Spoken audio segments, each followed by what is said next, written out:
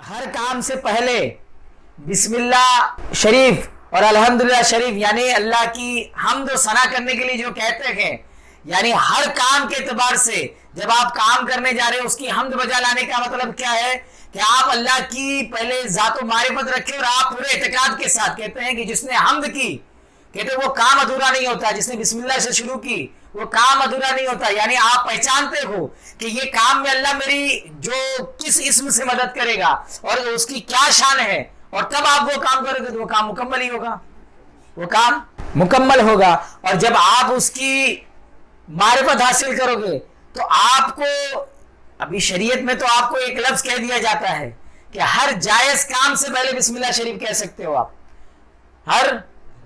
گناہ والے کام سے پہلے نہیں۔ مطلب کیا ہے؟ تو ابھی ہو سکتا ہے کچھ لوگ جو ہے صحیح طریقے سے اس حد کو نہیں جانتے ہوں گے، لیکن جو اللہ کی معرفت حاصل کر لیتے ہیں ان کو پتہ چل جاتا ہے کہ کون سا کام جو لوگ غلط سمجھتے ہیں۔ لوگ جب مصیبت آتی ہے تو مصیبت میں کوئی الحمدللہ کہتا ہے کیا؟ لیکن میرا ایمان ہے سید الشہداء امام حسین نے کربلا میں بھی الحمدللہ کہا تھا، بڑے بڑے اولیاء کرام نے، انبیاء کرام نے مصیبتوں میں الحمدللہ کہا ہے۔ ہم اور آپ سب ہم ایسی مقام پہ الحمدللہ نہیں کہیں گے، لیکن جس کو اس کی معرفت ہونے لگے گی تو وہ نیگیٹیوٹی کے اندر بھی الحمدللہ بولنا سیکھ جائے گا۔ نیگیٹیوٹی میں، پوزیٹیوٹی میں تو ہر کوئی الحمدللہ بولنے تیار ہے، لیکن وہ نیگیٹیوٹی میں اور یا آپ کو مصیبت کے اندر، بلاؤں کے اندر، پریشانیوں کے اندر الحمدللہ کون بولے گا؟ تو یہ وہی بول سکتا ہے جس نے اس کی خاص معرفت حاصل کی ہے، جس نے اس کی خاص معرفت حاصل کی، اور جس نے خاص معرفت نہیں حاصل کی وہ کیا بولے گا؟ کہ اس کی زبان پہ کچھ جاری نہیں ہوگا۔ اور پہلی بات یہ زبان والی چیز زبان تک رہ جاتی ہے، صوفیاء کرام زبان سے نہیں اعمال اور احوال سے بھی جو ہے وہ کرتے ہیں۔ تو الحمدللہ یہ جو تعلیم ہے سب سے پہلی یہی تعلیم دی جا رہی ہے کہ آپ اللہ کی مطلب الحمد شریف کہہ رہے ہو تو تعریف بنا پہچان کے آپ کر ہی نہیں سکتے ہیں۔ تو پہچان کے دو درجے، ایک عوام کا درجے، عام درجہ ہے، اس درجے کا تو جاننا فرض ہے، لازمی ہے، ورنہ آپ عبادت وغیرہ جو بھی وہ آپ کے چہرے پہ مار دی جائے گی۔ اب جب جانتے نہیں ہو کس کی عبادت کر رہے ہو تو پھر عبادت کیا ہے؟ کس کی عبادت کر رہے ہو، کون ہے، کیا ہے؟ عبادت ہی عام لیول کی بھی نہیں اگر معرفت ہے تو، اور خاص لیول کی اگر معرفت ہے تو ان کو تو الحمدللہ اللہ رب العزت اپنے فضل و کرم سے جو ان کی عبادتوں کو قبول کرتا ہے اور عنایت عطا کرتا ہے، تو یہ وہ ولی اللہ ہوتے ہیں جو اس کی عنایتوں کو بھی مشاہدہ کرتے ہیں اور اس کی جو اس کی چیزوں، وہ جو ان لوگوں کی چیزوں کو قبول کرتا ہے اس کو بھی مشاہدہ کرتے ہیں۔ یہ لینا دینا، نماز تحفہ دے رہا ہے، نماز بھی کہ اللہ کی تعریف ہے، یہ تحفہ دے رہا ہے تو یہ دے رہا ہے تو ان کو دینا بھی معلوم پڑتا ہے، اور اللہ رب العزت رحمتوں کی بارش کر رہا ہے، انعام و اکرام دے رہا ہے تو وہ انعام و اکرام بھی معلوم پڑتا ہے۔ لیکن یہ جو محجوب لوگ ہیں ان کو نہیں معلوم پڑے گا۔ کیوں؟ کیونکہ بھائی ان کی سوچ کیا ہے کہ اگر سونا چاندی ملے گا تو رحمت ہے، مال ملے گا تو رحمت ہے، بنگلہ تیار ہوگا تو رحمت ہے، لوگ ہمارے گنگان گائیں گے تو رحمت ہے۔ لیکن اللہ والوں کا یہ طریقہ نہیں ہے۔ اللہ والوں کے یہاں تو کوئی گالی دے گا تو بھی رحمت ہے، تمہیں پتہ نہیں ہے۔ وہ لٹ جائے گا وہ بھی رحمت ہے، وہ برباد ہو جائے گا وہ بھی رحمت ہے، وہ سمجھ میں قربان ہو جائے گا وہ بھی رحمت ہے، وہ بھر جائے گا وہ بھی رحمت ہے، خالی ہو جائے گا وہ بھی رحمت ہے۔ تو یہ تو اللہ والوں کی یہ دوئی جب ختم ہوگی تو آپ ایسا خالی بولنے سے نہیں ہو جائے گا۔ وہ تمہارے ذرا سی جو ہے تمہارے بچے کو چمٹی لے لے گا تو جو تم ہل نہیں پائیں گے۔ کہتے ہیں مرتبہ غوث اعظم کچھ لوگوں کے ساتھ بیٹھے ہوتے، ایک آدمی نے کہا کہ سرکار آپ کا جو کہ ایک جہاز جو سمندر سے آ رہا تھا وہ کہتے وہ ڈوب گیا، تو آپ کہتے الحمدللہ۔ کہ آپ کا دوسرا جہاز بھی ڈوب گیا تو آپ کہتے الحمدللہ۔ کہ آپ کا تیسرا جہاز بھی ڈوب گیا تو کہتے آپ الحمدللہ۔ پھر تھوڑی دیر میں آ کے کہتے ہیں کہ سرکار آپ کا جو ہے پہلا جہاز مل گیا تو آپ کہتے ہیں الحمدللہ۔ کہتے دوسرا جہاز بھی مل گیا تو کہتے ہیں الحمدللہ۔ کہا تیسرا جہاز بھی مل گیا تو کہتے ہیں الحمدللہ۔ تو یہ کون سا مقام ہے؟ لوگوں نے پوچھا سرکار ڈوبا تب بھی الحمدللہ، نکلا تب بھی الحمدللہ، کیا مطلب ہے اس کا؟ تو غوث اعظم نے ارشاد فرمایا کہ میں तौहीद और मारिफत की जिस मंजिल से हूं, जब मेरे को ये कहा गया कि मेरा जहाज डूब गया, तो क्या मैं उस तौहीद और मारिफत की मंजिल से मेरे दिल में कोई चढ़ाव ढलान और चलान हुआ? क्या नहीं हुआ? तो मैंने कहा अल्हम्दुलिल्लाह। मैंने कहा हाँ, और जब मिल गया, मिलने के बाद फिर मैंने झांका कि कहीं मेरी जो है मेरे रब की तरफ का रुझान, मेरे रब की तरफ का जो है रुझान कहीं ऊपर नीचे तो नहीं हुआ। तो मैंने देखा नहीं हुआ, तो मैंने कहा अल्हम्दुलिल्लाह। यानी मारिफत की निगाह से देख रहे थे। क्या कर रहे थे? तो वो ईमान कौन सा है? वो खास मारिफत वाली हम थी। क्या थी वो? खास मारिफत वाली हम थी, और खास मारिफत थी, और आम मारिफत वाली जुबान से अल्हम्दुलिल्लाह कहते हैं, हाँ, और दिल में रोते हैं। तो ये जो है एक अलग ही अंदाज होता है जो उसको पहचान के करते हैं, जिसको अब ये भी याद रखो कि अल्लाह को कमा हक कहू पहचाना नहीं जा सकता। अल्लाह को, अल्लाह जैसा खुद को पहचानता है वैसा उसको उतना ये है कि आप अल्लाह को पहचान सकते हो, लेकिन आप बोलोगे अल्लाह को आप पूरा पहचान सकते हो, ये है कि अल्लाह को आपने जितना पहचाना और उससे ज्यादा पहचान सकते हो, और उससे ज्यादा पहचान सकते हो, और उससे ज्यादा पहचान सकते हो, लेकिन जितना भी आप पहचानोगे उसको पूरा जो है नहीं पहचान सकते। पूरा उसको उसकी पूरी मारिफत, पूरी पहचान, समझ में आ रही बात? तो ये जो कह रहे हैं, तो आप यहां से एक और आपको मिला कि अल्लाह की मारिफत का वो रास्ता है कि यार पूरी जिंदगी भी दे दो तो वो रास्ते में वो जो है काफी है। मारिफत की इसीलिए तो कहते हैं कि एक आपने बाजार से टॉफी खरीदी, वो खाया, उसने लज्जत दी, वो खत्म हो गई। क्या हो गई? लज्जत खत्म। दुनिया का जो भी मजा है वो महदूद है। क्या है?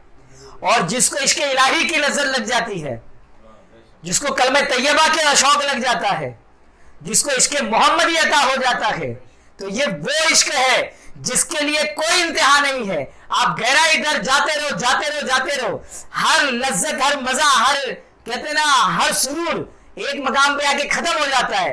लेकिन ये जो अल्लाह वालों को जो लज्जतें मिलती है, ये जो औलिया कराम जो लज्जतें और सुरूर लूटते हैं, जो ये जो कैफियत और विजदान पाते हैं, वो जो कैफियत और वो सुरूर और लज्जत कोई नहीं पाता है। तुम तो सिर्फ जो गए, तुमको अगर मुज्दा खुशखबरी सुनाए दे तो तुमको जो है लज्जतें मिलती है, लेकिन यहां तो गम का भी ऐलान होता है, वहां भी उनको मसरतें मिलती हैं। तुम्हारे किसी दर्द की दवा हो जाए तो तुमको खुशी मिलती है, लज्जत मिलती है, लेकिन यहां तो दर्द में भी खुशी मनाते हैं। जिसको हो दर्द का मजा नाजे दवा उठाए क्यों, जिसको हो दर्द का मजा, तो इनके तो एक आलम ही अलग होते हैं। तो ये भी बात है। तो हमद कहते हैं उसको कि फजीलत व बरतरी के लिहाज से खूबी का बयान करना। लेकिन तरीकत के रास्ते में चलने वाले जो रबूबियत के राहरू है और जाविया वहदत के गोशा नशीन है, जो तरीकत के रास्ते के चलने वाले हैं, अल्लाह के रास्ते के जो है चलने वाले हैं, जो वहदत के गोशा नशीन है, उनके नजदीक हमद की 3 किस्में हैं। उनके नजदीक बंदा नमाज क्या कहते हैं? हमद की 3 किस्में हैं। पहली कौल वाली हमद, दूसरी फेल वाली हमद, और तीसरी हाल वाली हमद। पहली कौल वाली, दूसरी फेल वाली, और तीसरी हाल वाली। हमद जो कौल वाली हमद है वो जुबान से इकरार करने को कहते हैं। अल्लाह की नेमतों को, उसकी जो है उसकी अता को, उसकी अजमतों को जुबान से इकरार करने को कहते हैं। कि जैसा नबी करीम सल्लल्लाहु अलैहि वसल्लम भी इरशाद फरमाते हैं कि मुझे हुक्म हुआ है कि मैं लोगों से उस वक्त तक लड़ूं कि वो ला इलाहा कह दें। ला इलाहा, तो ये कौली की तरफ इशारा है। इसको सालिकाने मारिफत कौली हमद कहते हैं, तकलीदी हमद कहते हैं। लेकिन जानना चाहिए कि शरीयत, तरीकत और मारिफत की उठान, उसकी बुनियाद एक ही है, और वो इस्लाम है। शरीयत, तरीकत और हकीकत में भी यही कलमा है। अब ये कलमे के एतबार से समझा रहे हैं। کیا تو صرف زبان سے کہنے سے ہو گیا؟ شریعت میں بھی یہی کلمہ ہوتا ہے، طریقت میں بھی یہی کلمہ لا الہ الا اللہ محمد رسول اللہ صلی اللہ علیہ وسلم، یہی کلمہ لا الہ الا اللہ کہتے ہیں۔ کلمہ کے کہنے میں تو کوئی اختلاف نہیں ہوتا، کلمے کے تو اہل شریعت جو زبان سے کہتے کہ ہم بیان کرنے کو، لیکن اہل طریقت کے وہاں کلمہ لا الہ الا اللہ ہی ہوتا ہے، لیکن یہ کلمے کی نفی اور اثبات، یہ کلمے کے نفی اور اثبات میں اختلاف ہوتا ہے۔ یعنی اہل شریعت نفی اور اثبات میں کیا کرتے ہیں؟ وہ کہتے ہیں کہ لا معبود الا اللہ، لا الہ الا اللہ ہی کلمہ پڑھتے ہیں لیکن اس کا مفہوم ہاں، لیکن جو اہل طریقت، اہل حقیقت، اہل معرفت آگے چڑھتے لا مشہود الا اللہ، لا مقصود الا اللہ، لا موجود الا اللہ، لا موجودہ آگے پہنچتے ہیں۔ کیا ہے؟ تو نفی اور اثبات میں اختلاف ہوتا ہے۔ اور پھر دوسری جو ہے کہتے ہیں حمد فعلی ہوتی ہے، ایک قولی حمد ہوتی ہے، دوسری فعلی، اور اس حمد کا تعلق بدن کے اعمال سے ہے، یعنی عبادات اور اچھے کاموں سے، عبادات وغیرہ جو خاص خدا کی خوشنودی اور اس کے حکم کی بجاوری کے لیے ہو، حکم کی، یعنی کہتے ہیں نا تخلقوا باخلاق اللہ، تخلقوا یعنی اللہ کے اخلاق سے متصف ہو جاؤ، کیا ہو جاؤ؟ یعنی جو اس کے صفات ہے وہ اپنے اندر بیدار کرو، یعنی وہ شان والے اخلاق جو وہ تم کو عطا کر رہا ہے، تو وہ شان والے اخلاق میں یہ بھی حمد باری تعالیٰ ہے۔ تو صرف زبان سے نہیں، اپنے اعمال سے بھی جو ہے اہل طریقت اللہ کی حمد کرتے ہیں۔ اور پھر تیسری قسم ہے حمد حالی، تو اس کا تعلق آپ کے احوال سے ہے، آپ کے علم سے ہے، آپ کی روح سے ہے۔ کس سے اس کا تعلق؟ یعنی آپ کے باطن، ظاہر میں آپ کے اخلاق تو وہ تخلقوا باخلاق اللہ والے ہو جائے، اور باطن کے اندر جو اللہ کی تمام صفات کی جو انوار ہے، جو تجلیات ہے، وہ سب آپ کے جو ہے روح میں متجلہ ہو جائے، کیا ہو جائے؟ آپ کے قلب میں متجلہ ہو جائے، کیا ہو جائے؟ تو یہ آپ کے حال، اور اس اعتبار سے آپ اس کی حالی حمد کریں گے۔ کیسے کریں گے؟ حالی حمد بیان کریں گے۔ تو تین حمد بیان کی گئی ہے، ایک قولی حمد، دوسری فعلی حمد، تیسری حالی حمد۔ تو یہ اور بھی ایک قول آیا ہے کہ قولی زبان کا اقرار ہے، قولی، اور فعلی دل سے تعریف کرنا ہے، اور حالی روح سے حمد ہوتی ہے۔ قولی حمد زبان سے، فعلی حمد دل سے، اور حالی حمد روح سے ہوتی ہے۔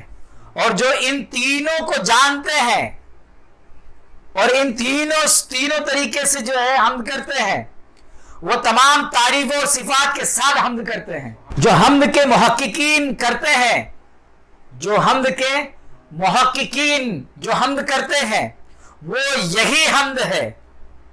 اور اہل تحقیق اگر حمد کرتے ہیں تو ان کی حمد بھی یہی ہے۔ جاننا چاہیے کہ حمد روح سے تعلق رکھتی ہے، اور شکر کا تعلق جسم و زبان سے ہے، شکر کا تعلق ذکر و زبان اور ذہن سے ہے، اور حمد کا تعلق روح سے خفی اخفا سے ہے، سر سے ہے۔ کس سے؟ روح کا تعلق یا حمد کا تعلق؟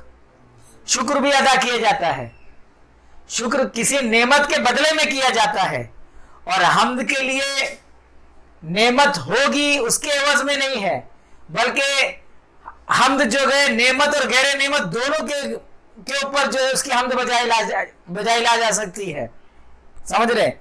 اور شکر آپ کسی انسان کا بھی ادا کر سکتے ہو، لیکن حمد صرف اللہ کے لیے ہے۔ کس کے لیے؟ حمد صرف اللہ کے لیے ہے، حمد صرف اللہ تعالی ہم کو صحیح معنی میں حمد کرنے کی توفیق عطا فرمائے۔